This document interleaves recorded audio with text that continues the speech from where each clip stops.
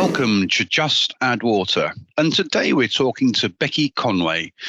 Becky is the CEO for the Hydrographic Society UK and Ireland. She studied for her PG Dip. PG Dip, just very quickly, what is a PG Dip? Postgraduate diploma. Postgraduate diploma in advanced hydrography for professionals at the University of Portsmouth. She's got a Masters of Ocean and Earth Science Oceanography at the University of Southampton, was assistant hydrographer for ABP Southampton, and way back in 2012 was the On Secretary for the Hydrographic Society Southern Region. So kind of full circle there, Becky, yeah? Yes, that's right. Okay, so we are talking today about the workforce of tomorrow, and I did a little bit of research, so a bit of a snapshot. So PwC, PricewaterhouseCoopers, have done some research about the workforce of tomorrow, but they needed to start with the workforce of today. So these are some of the top stats that came out of that. 37% are worried about automation putting jobs at risks. This is up from 3% in 2014. 74% are ready to learn new skills, unsurprising, or retrain to remain employable in the future. 60% think few people will have stable, long employment in the futures, and 73% think technology can never replace the human mind. So it's a lot to absorb there from PwC. So where should we start, Becky? Where should we look into those stats? So should we break it down a bit? 37% worried about automation, a lot in the news about AI especially. And of course, we have ROVs ostensibly taking over the jobs of humans and making life safer. Is this well, obviously it's a real concern, but how much of a concern is it for our sector? Yeah, I think you'd be right in saying that there is definitely some concern around automation, and rightly so. I mean, it's a big change for any industry. That the car industry obviously has gone through it and is maybe, you could say, ahead of us in that sense. But actually, I think that within the hydrographic industry specifically, it's more of an excitement than a concern. So new technologies, new skills related to that, and new opportunities for companies and individuals to get involved with it. The role of autonomous vessels carrying out surveys is something that's been growing for some time now and developing along with that. And there's benefits with these operations that have actually, I would say, definitely been proven in terms of, like you say, safety, as well as the increased ability to complete a job quicker by a force multiplier. I think we need to be, of course, mindful and address, obviously, the concerning factors that comes with something new like autonomy. But I think we can safely say that automation is here to stay. And therefore, as an industry as a whole, we need to embrace that and pool our efforts to work on how we make it work for us in terms of investing in the workforce through skill sets, so that we can make sure that we're at the forefront of these advances and we can actually help to guide how they change or alter maybe our industry and play a key role in the future development of these.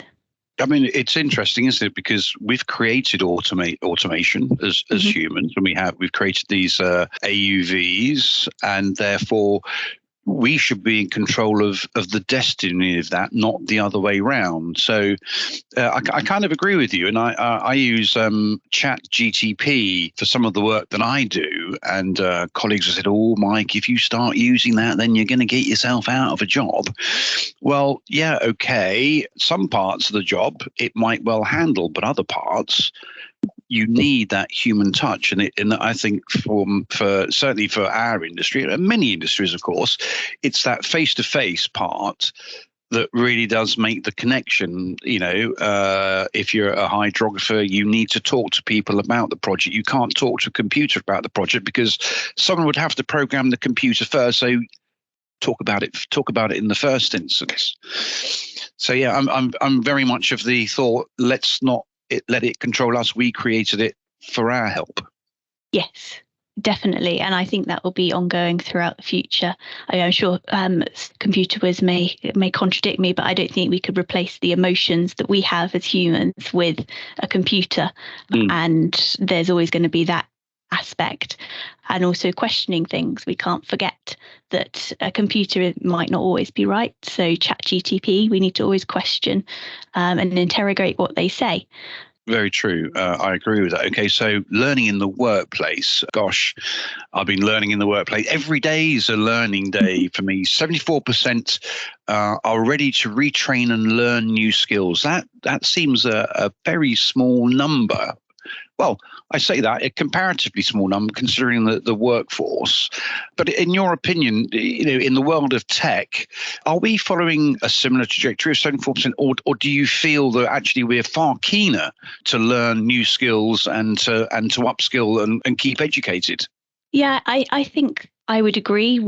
I definitely feel that we are keener as a workforce, but in my opinion, retrain is a very strong word. Certainly in the hydrographic industry, we see learning and continued professional development as what it says on the tin. It's part and parcel of the job. We're always learning. Like you say, every day is a school day. And this is part of being involved in a profession that is always developing and progressing in terms of technology, processes and skills, and we need to keep on top of it.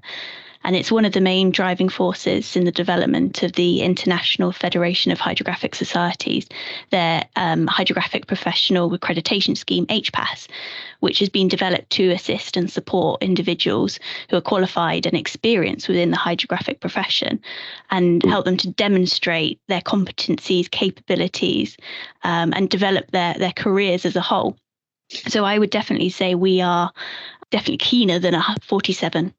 I couldn't put a number on it, but my feeling within the industry is that everybody is keen to learn the new skills and upskills themselves, but may not consider it as retraining. It's just part and parcel of the job, and continue to do as better job as you possibly can.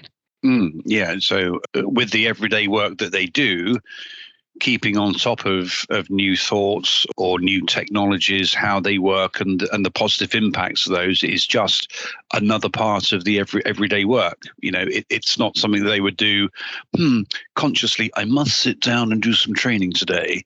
It's exactly. Just part of what they do. Yeah, I've got that. Okay, so stability. The world is now more nimble and agile.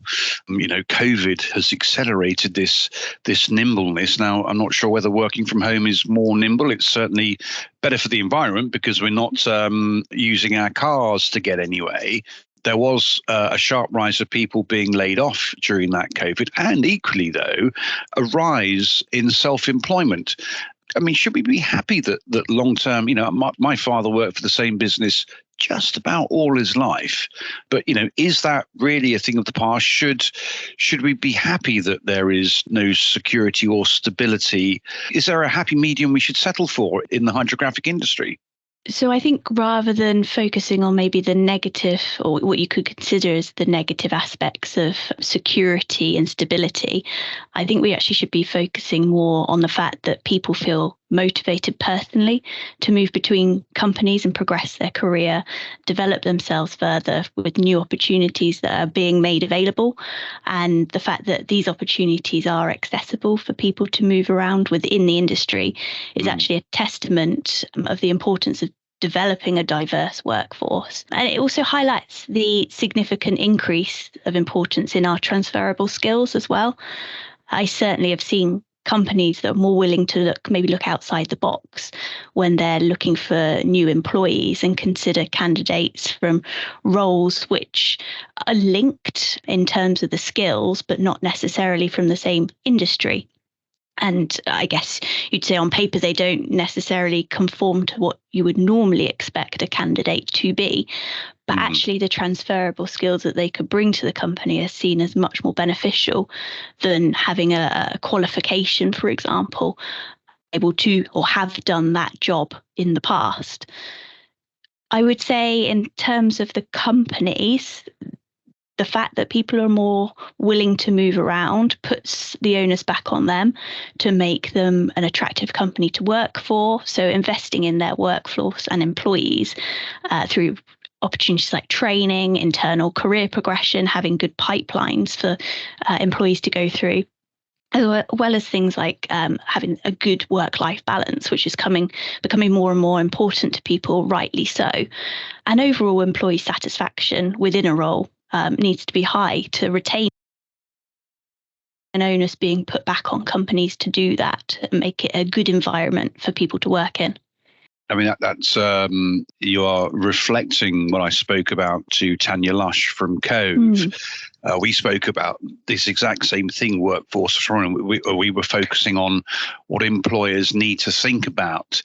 So we were talking about those soft benefits. We've just spoken about, just before we got on air here, we were talking about our dogs. We're both at home today, and Becky's dog is just behind you. My dog's around somewhere. I've had the opportunity to take her out for a walk today, and I've got to go and pick my daughter up a little bit later on today.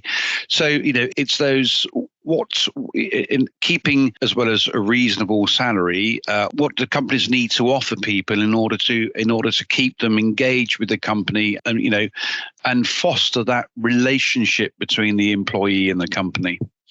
Yeah, like you say, retention and investment of your workforce should always be at the forefront of an employee's mind. At the end of the day, their employees are their most valuable asset. Without them, jobs won't get done, money won't be made. So it shouldn't be a new process of thinking. It should be a well-established process to retain their employees. And that's through, like we said, training previously, but also addressing any new socio-economic factors that may crop up. Like you say, working from home has become, I guess, what could be considered the new norm post-COVID. I see that as very beneficial for a lot of companies. It's certainly a different structure. And I think it's probably taken a bit of time to get used to. But a lot of companies are seeing the benefit of that in terms of productivity and employee satisfaction. So I think companies need to be mindful of this and show that their employees that they're willing to invest in them, either through the training and professional development, new opportunities, and these personal benefits. But they also need to be mindful of the up and coming generations. So how do we inspire new people to come into the industry? And that's something I'm very passionate about through the Hydrographic Society, and something that we're working on addressing is how do we engage with these younger generations? In my mind, it's never too early to get involved and to learn about hydrography. I mean, I'd never heard of the industry until I was partway through my university degree. So I want to change that and see how we can get engagement and increase engagement with younger generations, be it at universities or even school level, to encourage it or just make them aware of the opportunities that are available to them and the exciting careers that they could be involved in. Just thinking about where we've been this afternoon, the one thing, Becky, that comes out absolutely loud and strong from yourself and from the Hydrographic Society is training, education. I think every question that I've asked you today, you've spoken about the positives of automation and the learning around automation and how we can make it benefit us. And we spoke about learning development, and you were really, really keen that the community that you serve is dedicated to everyday learnings. It's coming through so strongly. And then just a moment ago we were speaking about what businesses need to do to keep people. So the working from home and the work-life balance, but again, you dived in there with that learning and education. This is such a strong part of what the Hydrographic Society does. You have lots of resources available, don't you? Yes, yeah, we've got a dedicated education committee set up here in the UK and Ireland who are tasked to specifically look at the different areas of education, be that schools outreach, universities, and later on into industry, like we've spoken about today. Education doesn't stop when you get your degree certificate. You're learning throughout, and that should be a continual process. And the development of the HPAS accreditation scheme really highlights the importance of that. And if someone wants to come and talk to the Hydrographic Society UK and Ireland, how would they best do that, Becky? So the best way is to visit our website on ths-uki.org, and on there you can find out more information about the society. You can become a member, which of course I would urge anybody to do, and there's ways you can contact us through the contact form on there to find out more and get in touch with us. That's splendid. So I'm going to be a little bit cheeky and get my plug in here as well, Becky. Cool. So why Oceanology International? What's so special about it for you guys and for the wider hydrographic industry? Yeah, so for the society specifically, it's an opportunity for us to meet our members, both individual and corporate, in person. We work remotely, so it's always nice to see people face to face. The social aspect of it is obviously very much enjoyed, but it also gives us the opportunity to discuss developments and see how the society can better support industry through provision of information to our members and promoting our corporate members too. Personally, I like walking the floor at OI and seeing all the new developments and what people have on their stand, the latest technology, gadgets and gizmos and that side of thing. And also obviously catching up with old contacts and regaling stories at the bar in the evening. Excellent. Regaling story. How many times have I heard that? The regaling stories at the bar. Becky, thank you very much for giving up some of your precious time today. We look forward to seeing you and the team at OI in March 2024. Becky, I think that's all we have time for today. So once again, thank you very much for that. And ladies and gentlemen, I give you Becky Conway. Thank you very much, Becky. Thank you.